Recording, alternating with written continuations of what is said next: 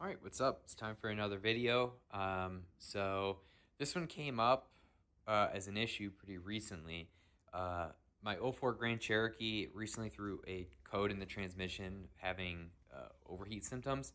So I'm also hoping to alleviate the issue of that. The overdrive unit keeps turning on and off, on and off.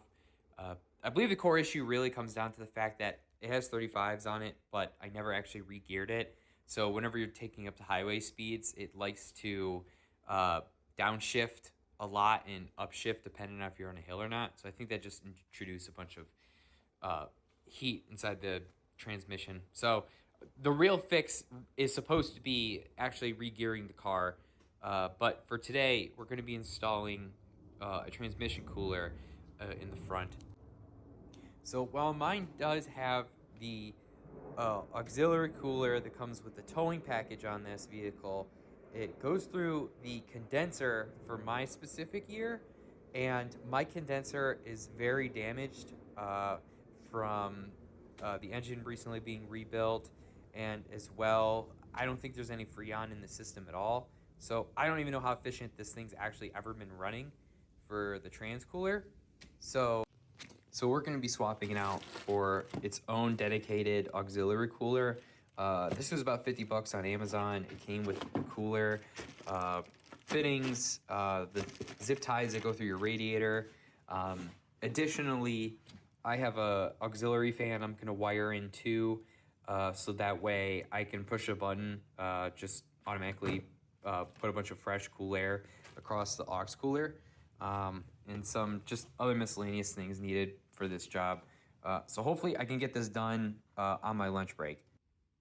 All right, so as a first step, went ahead and just opened up my grill just enough so I could have some working room to feed these in.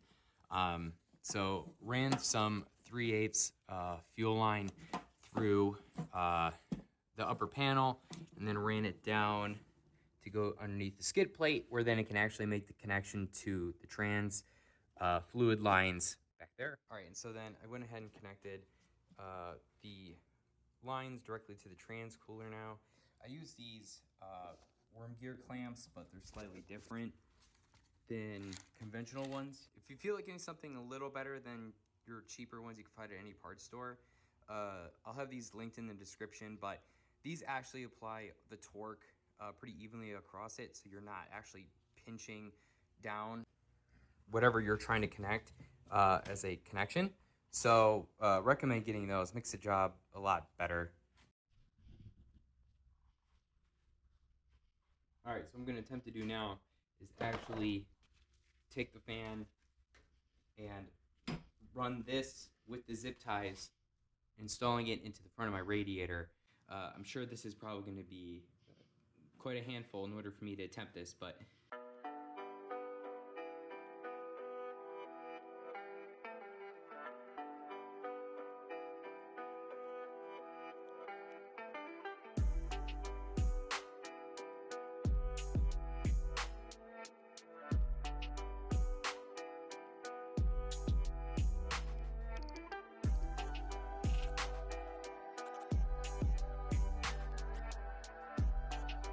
all right, so then these are the lines I'm gonna be changing out. So originally, this soft line for both of these go to the condenser, but we're gonna be swapping it out with the lines that we ran earlier that came off the auxiliary cooler.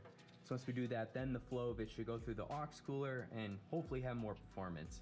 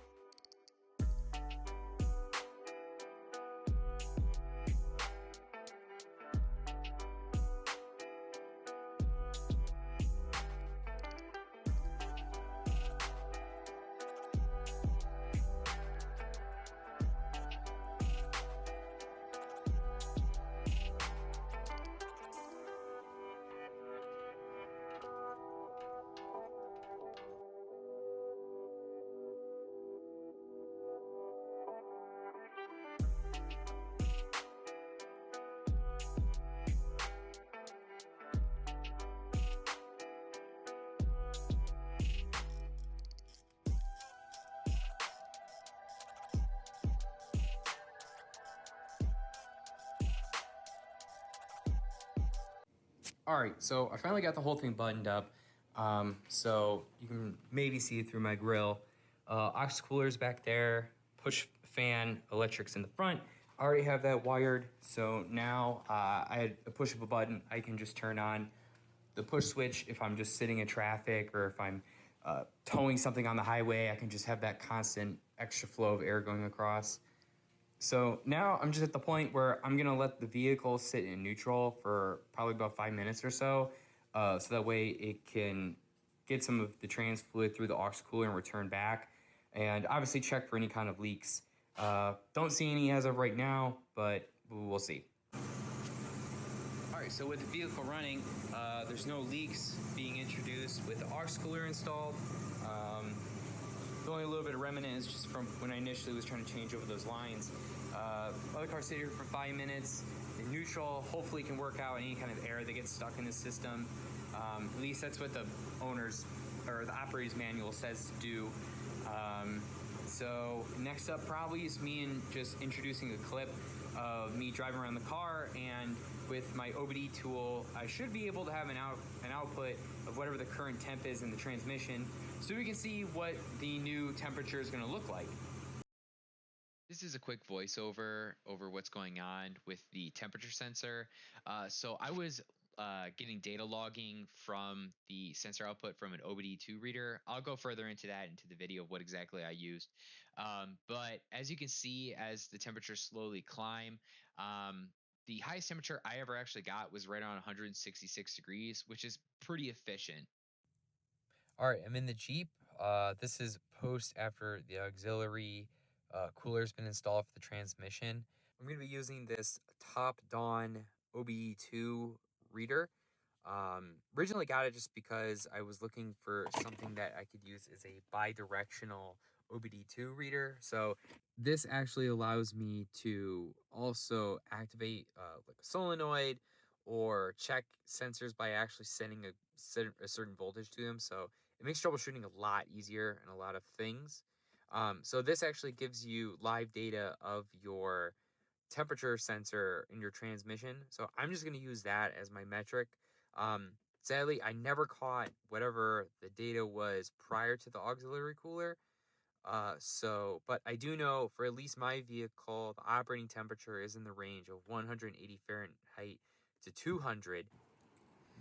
All right, and so really, I recommend it to anyone to install an auxiliary cooler for their transmission. Really, it can't do any real damage, and honestly, it kind of helps extend the life of the vehicle even further. So, especially if you're towing pretty frequently, that's almost like a necessary thing to have. So, overall, great install, and see you guys in the next video.